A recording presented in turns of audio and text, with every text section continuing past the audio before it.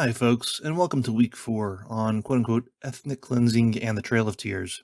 Please note my explicit use of scare quotes here for reasons explained later. As usual, we have our list of learning objectives.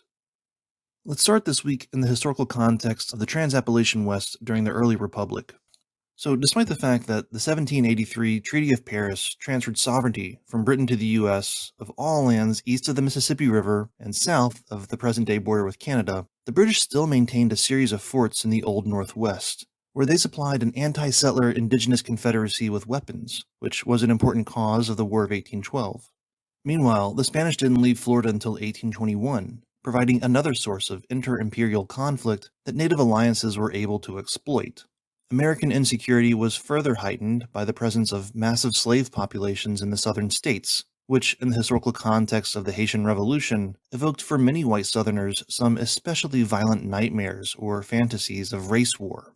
Thus, for U.S. Secretary of War Henry Knox and his boss, President Washington, it was therefore not only cheaper and geopolitically more prudent to follow a peace policy with the Indians, but it also promised to pay moral dividends, as subsequent administrations pursued an Enlightenment-era civilization policy that aimed to quote-unquote uplift Native peoples through missionary work, education efforts, and alterations to indigenous land usage, thereby opening up what Thomas Jefferson believed to be quote-unquote excess Indian lands for settlers. Some indigenous leaders did indeed successfully assimilate into American society. For example, the Choctaw leader Greenwood LaFleur, who was of mixed parentage, had a plantation worked by black slaves, and perhaps not surprisingly, he later endorsed removal against the wishes of an overwhelming majority of Choctaw. But the civilization policy was mostly nominal, as white settler society apparently couldn't tolerate the continued collective existence of indigenous peoples within the territorial jurisdiction of the new United States. This was especially the case with the southern state of Georgia, which in 1803 relinquished to the federal government its sovereign claims over what would become the states of Alabama and Mississippi, in exchange for the federal government's promise to quote-unquote extinguish all Indian title in Georgia. But what could the federal government do with the roughly 100,000 Indians still living east of the Mississippi River, if they couldn't be conquered outright? And if assimilation was impossible in a white supremacist society, could the Indians not simply just be removed? Thus began the idea of Indian Territory, an initially imaginary place that was conceived as part of Thomas Jefferson's 1803 Louisiana Purchase, which added 828,000 square miles of territory that not only secured the eastern half of the continent from imperial rivals, but it also enabled the Jeffersonian vision of an empire of liberty, as the acquisition of new territories on the frontier provided a crucial outlet for settler migration from the more densely populated eastern seaboard, thereby relieving socioeconomic pressures that might otherwise have led to class conflict. That, by the way, is part of the frontier thesis. At the same time, the Louisiana Purchase opened up a zone of removal that offered a theoretical solution to the so-called Indian problem. Less than 2 months before the Louisiana Purchase, President Jefferson wrote to the then governor of Indiana Territory, William Henry Harrison, that they, being the Indians, he said, will in time either incorporate with us as citizens of the U.S. or remove beyond the Mississippi. The threat of extirpative warfare was still implicit with the metaphor of crushing them in our hand, but the idea was to instill enough fear, his word, in order to, quote, drive them across the Mississippi. The Cherokees in particular had experience with the Americans' extirpative warfare, most recently in a 1780 campaign by U.S. state militias waging a scorched earth campaign against the Chickamauga Cherokees, who militarily resisted American settler colonialism until 1795, when the Spanish pledged to the Americans to discontinue their arms trade with Indian nations. Most Cherokees were already wary of anti-settler militancy, and in 1791, the Cherokee negotiated the Treaty of Holston that ceded a portion of Cherokee lands with the promise of no further cessions. Kind of like we saw last week with the Utes and Shoshones in the 19th century American West, indigenous military power could lead to treaties that may have been duplicitous, but still nevertheless promised a modicum of federal recognition. After all, treaties are supposed to be solemn obligations between two or more sovereign entities. Treaties are a diplomatic protocol of international relations, so it's an important sign of mutual respect. At the same time, treaties such as this also provided an opening for the Americans' nominal civilization policy, which, combined with a new generation of leaders of mixed parentage, led to a process of cultural modification and changes in economic structures. Many Cherokees followed the settler model of subsistence farming in a market economy, while the top 7 to 10% of the Cherokee population were planters, ranchers, and traders. The 1820s thus marked the emergence of an Indian middle class composed of tribal officials, teachers, preachers, and small business owners. This emergent middle class supported the creation of a modern, republican government based on a written constitution. Cherokee had already formed a national police force in 1808. They'd abolished the revenge complex between clans in 1810, and in 1827, they established a fully fledged Cherokee Republic ruled by male voters. Later, we'll talk about how this socio-political renaissance diminished Cherokee women's traditional powers. But the point here is that the Cherokee Renaissance was part of a larger demographic rebound of indigenous peoples during the early republic. True, certain native groups suffered devastating population losses from the late 18th century wars across the entire Trans-Appalachian frontier, but as a whole, indigenous peoples in eastern North America were not just maintaining, but actually growing their numbers, especially in the south. This is best approximated in Appendix 2 of Osler, which provides population estimates on a nation-by-nation basis.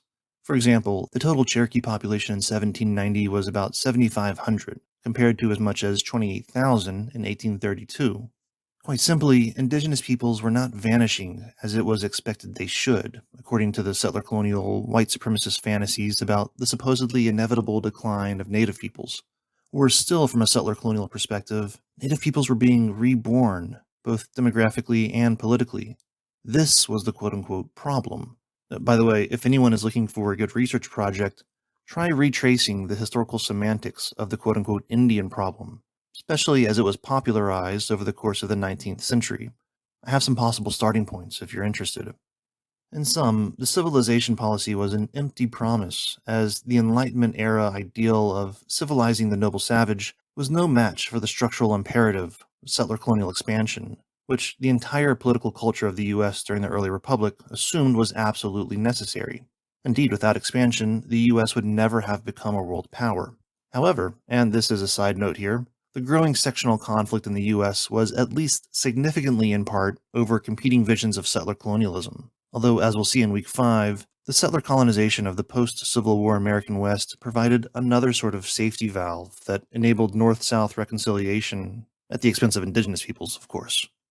North or South, American settler society shared a common, long-standing belief structure, going back to the 17th century Puritans, about the supposedly vanishing Indian. Even the civilization policy was rooted in this idea, but it failed to solve the quote-unquote problem quickly enough, given the structural imperatives for settler expansion. In this context, removal emerged as a policy alternative, the purpose of which was masked by a humanitarian pretense. Thus, we have Secretary of War James Barber in the mid-1820s talking about the need to save Indians from an approaching catastrophe or impending doom. Again, the false assumption here was that the continued existence of native peoples was no match against the inexorable march of modernity.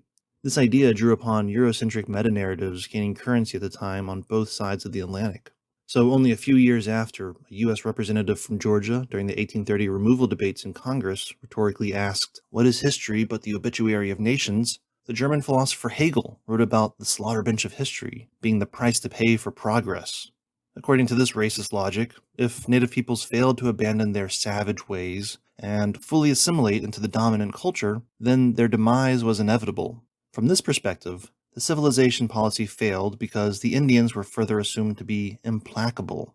Now, from another perspective, of course, indigenous peoples didn't want to have their land stolen, and they were quite capable of charting their own courses through modernity. Not that their perspectives mattered in a social system of white supremacy.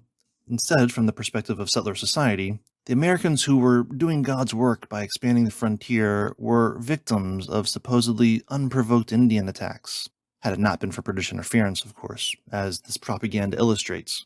For Western politicians like Lewis Cass, a Jacksonian advocate of removal, Americans who were living comfortably on the East Coast didn't have to worry about this threat because previous generations had already solved their Indian problems.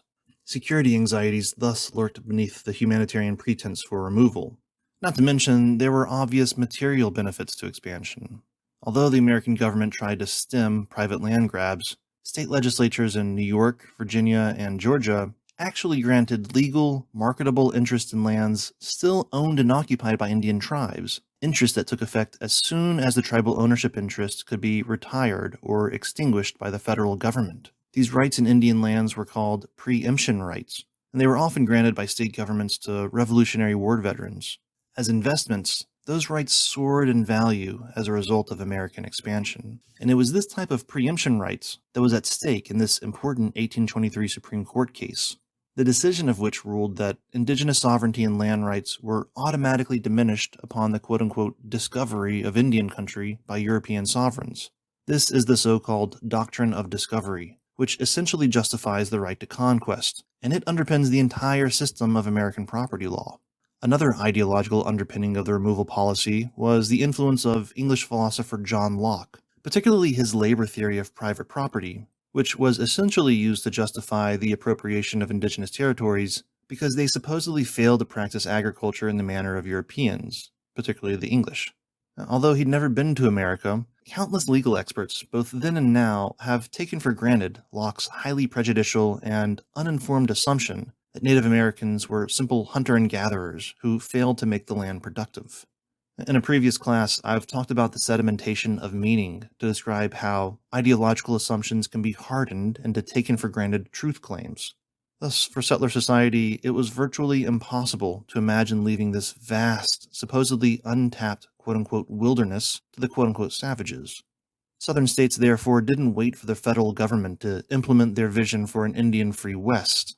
Thus, starting with Georgia in 1828, state legislatures in the South extended their civil and criminal jurisdictions over Indians, effectively annexing indigenous territories by declaring the state's right to title, jurisdiction, and authority over all land within its borders. Southern Supreme Courts backed up this audacious act of usurping indigenous sovereignty. This legal machinery was explicitly designed to solve the Indian problem by pushing for their extinguishment as independent political entities within U.S. state boundaries. This was a political winner for Andrew Jackson, a Southerner and a frontiersman who rose to power through a populist platform that opposed Eastern elites and openly advocated for territorial expansion. His election was a mandate for removal. In his first address to Congress in 1829, he reiterated his position that the federal government would not interfere with the unilateral assertion of state sovereignty over the Indians, and that it would be in their best interest to therefore leave. Surrounded by the whites with their arts of civilization, he said, which, by destroying the resources of the savage, doom him to weakness and decay, the fate of the Mohican is fast overtaking the Choctaw. The Mohicans he was referring to are an eastern Algonquian tribe from the present-day state of New England that was widely assumed to be extinct, largely due to a famous historical romance novel by American author James Fenimore Cooper that was published only years earlier, in 1826. So this cultural reference underscores the profusion of extinction discourse in the context of the removal debate.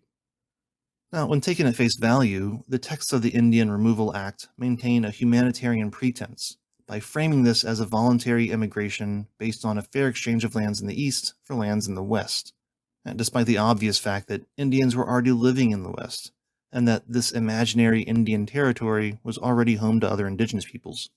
But on the surface, this bill did not authorize forced deportation, even though that's what it became in practice.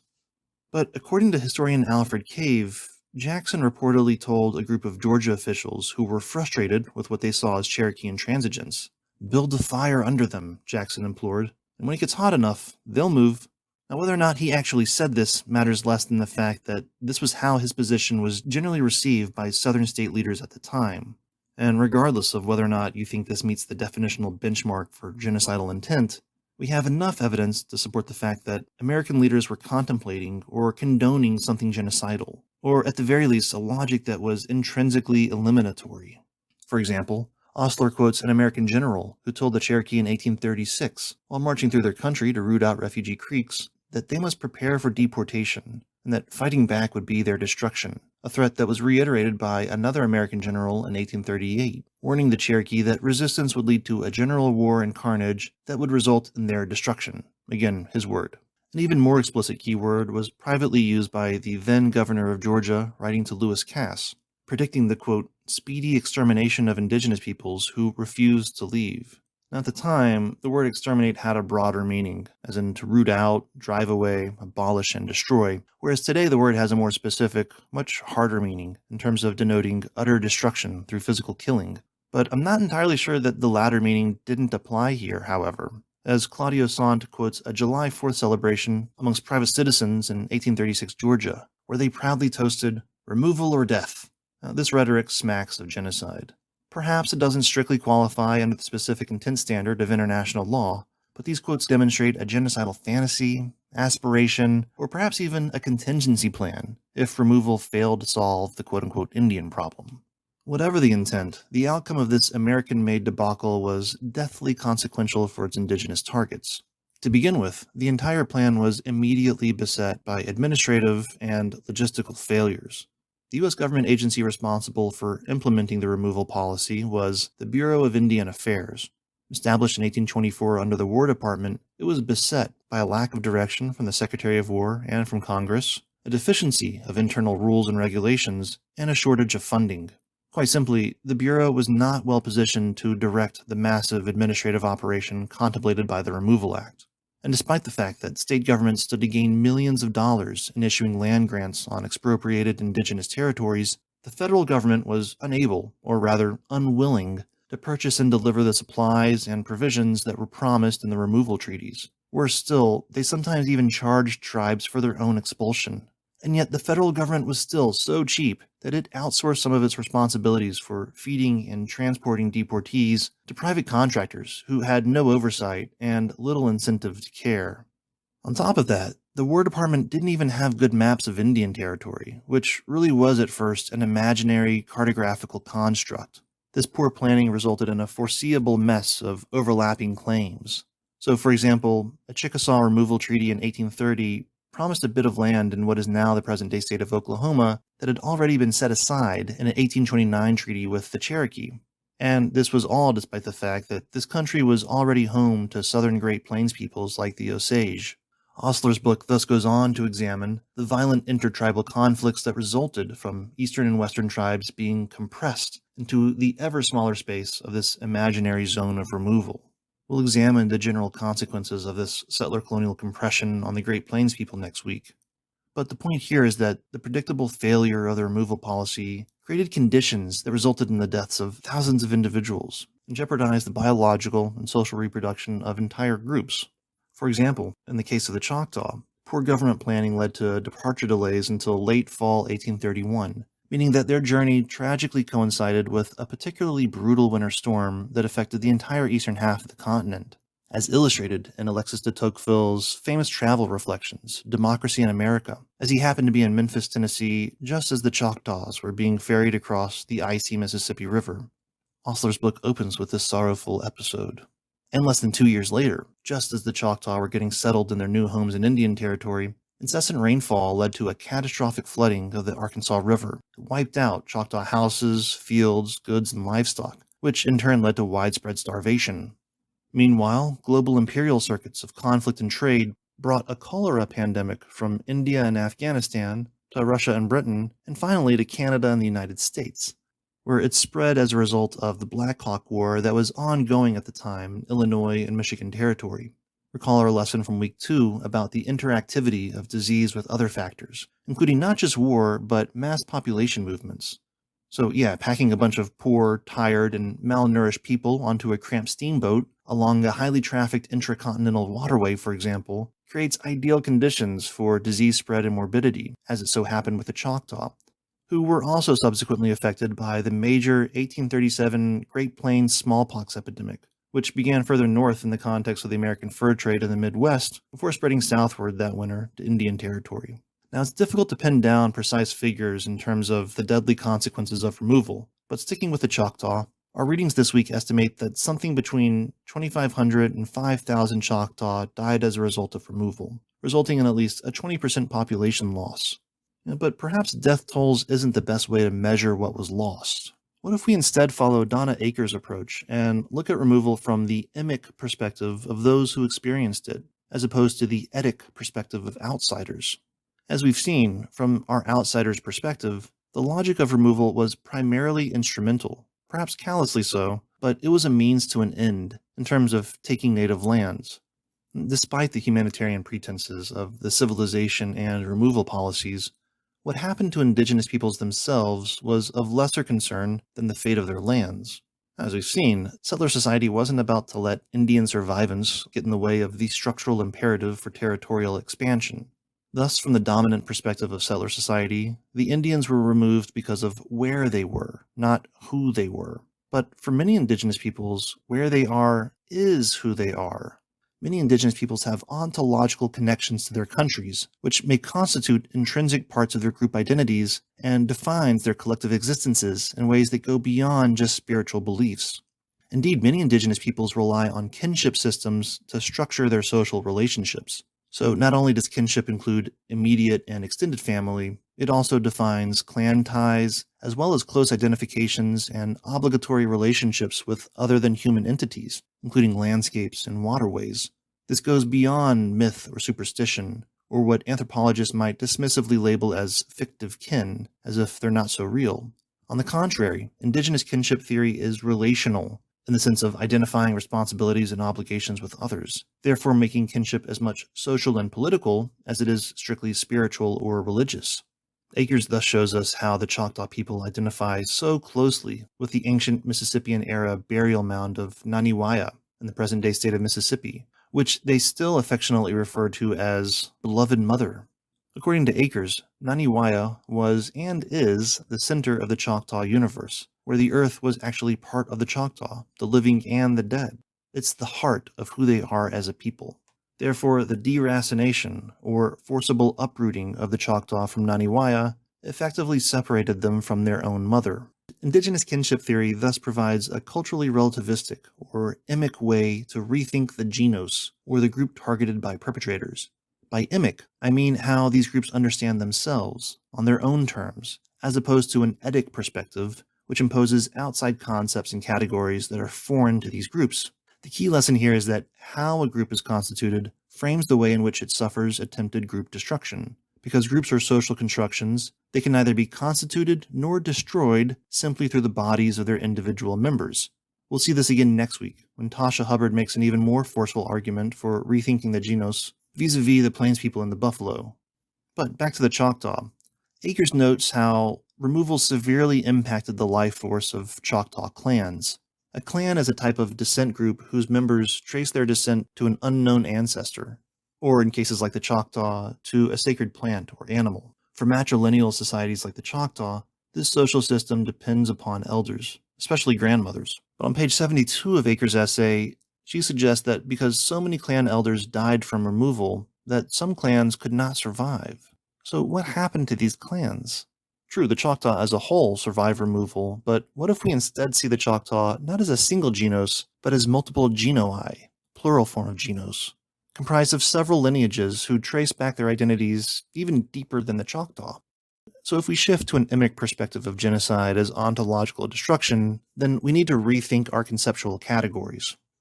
A couple of our readings this week extend this kinship-based perspective by emphasizing the gender-differentiated experiences during the removal era, with particular focus once more on the Cherokee, whose traditional matrilineal and matrilocal practices affirmed Cherokee women's ownership of their homes, fields, and property, as well as their influence in political affairs. Earlier in reading 4, the author, Carolyn Johnston, states that the women of each clan selected an elder woman to serve on the Women's Council, which advised on geopolitical matters of war and peace.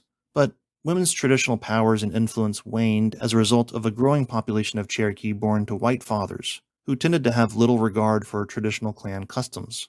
This new generation with mixed background was inclined to adopt Western patriarchal gender norms as part of their general assimilative push into the American socioeconomic system. Thus, the voting rights provision in the 1827 Cherokee Constitution limited enfranchisement to all free male citizens.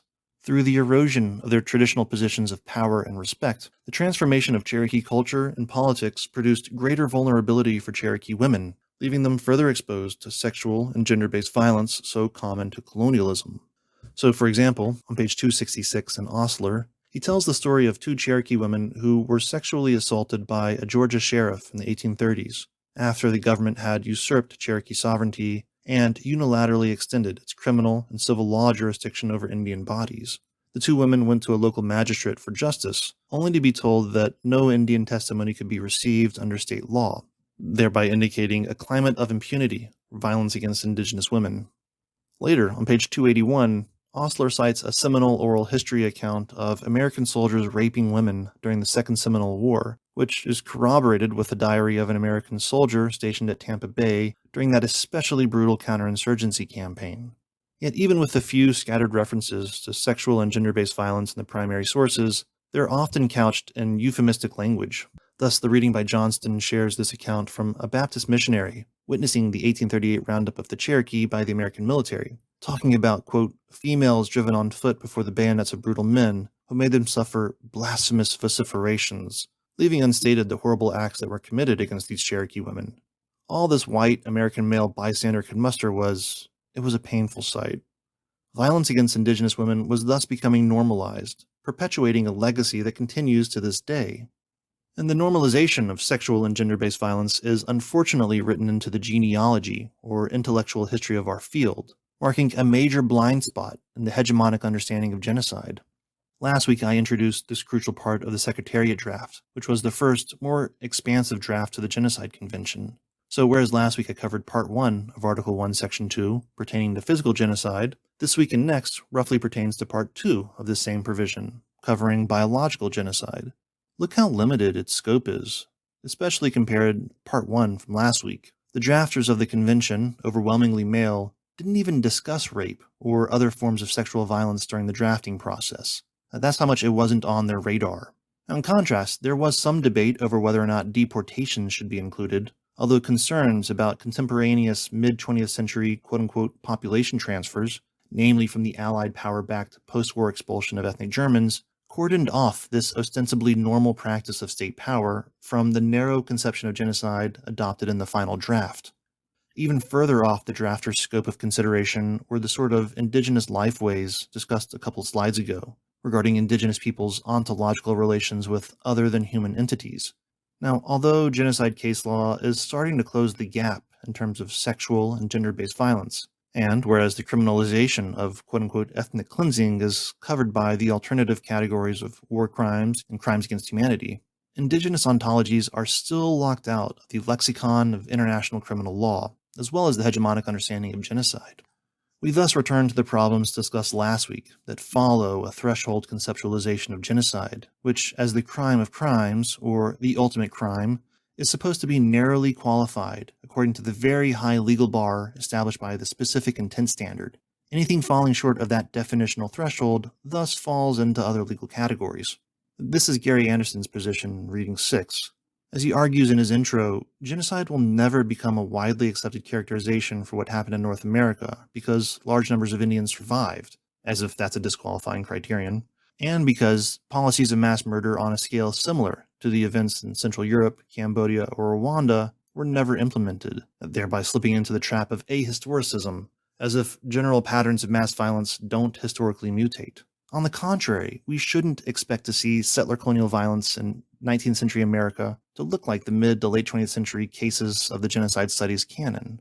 Beyond that, the term ethnic cleansing is ethically compromised due to its origin as a perpetrator euphemism. We risk taking for granted and naturalizing perpetrator assumptions about quote-unquote cleanliness and purification that are used to justify the elimination of what are imagined to be dirty elements that defile the sanctity and threaten the security of the body politic.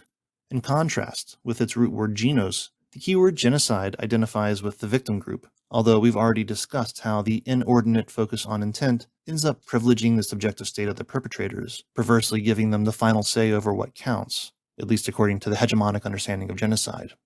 Not only is this ethically dubious, but it falls short analytically. In the first place, a threshold conceptualization obscures our capacity to understand how genocidal intent is co-constituted with social structures or relations of genocide. Secondly, the conceptual boundary between ethnic cleansing and genocide, not to mention with other forms of mass violence, is necessarily vague and fuzzy, thereby precluding any strict categorical distinction between them. It would instead be more productive for us to contextualize this part of American Indian history as part of the growing scholarship on forced removals. Most of this literature focuses on the history of quote-unquote population transfers in Anatolia and the Balkans after World War I, as well as Central and Eastern Europe after World War II, although some contributors, such as Claudia Hack, the co-editor of the top left volume, specialize in Native American studies, and therefore help to situate the removal era of the 1830s as an earlier point in this global history of state violence. Of course, the history of forced removals go back to the Old Testament, but the mass population transfers of the mid-20th century marked the crystallization of an increasingly prominent feature of biopolitical governance that emerged over a century prior. The American proponents of removal showed other world powers what could be achieved by seeing like a state.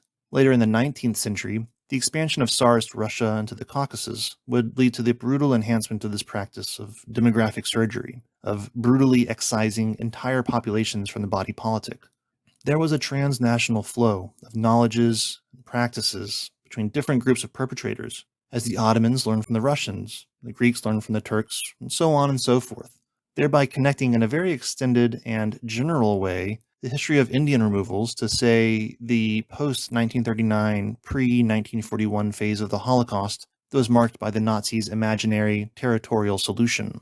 Claudio Sant thus wraps up his intro by quoting this remarkable Southern opponent against removal who drew an unfavorable comparison to European history, thereby tacitly encouraging us to contextualize this history through international and transnational perspectives. Now, the debate over what to call this has political implications related to memory and justice, because how we decide to label this history, that is, the language we use to identify this legacy of state violence, frames the ways in which we remember such legacies, both enabling but also crucially limiting our abilities to see and know about mass violence. Setting the terms of the debate thus forecloses what is thinkable and sayable. Such politics of naming was evident at the time of the removal debate, as Claudio Sant quotes this congressional opponent of the removal policy who critiqued the keyword removal for leaving a false or misleading impression, similar to the aforementioned critique of the ethnic cleansing idea for being euphemistic.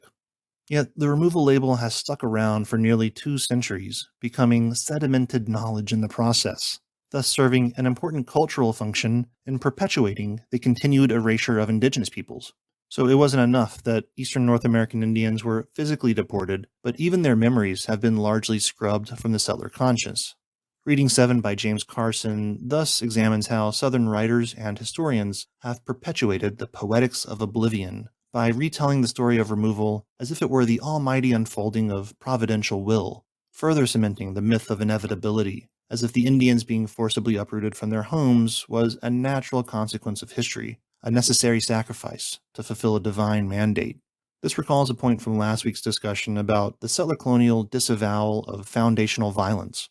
Ironically, politicians at the time from the Deep South, Georgia, Alabama, and Mississippi, didn't deny the link between Indian removal and the rise of so-called Cotton Kingdom, as the spectacular growth of the Southern slave-based economy was entirely predicated upon the territorial expropriation of the land's original owners.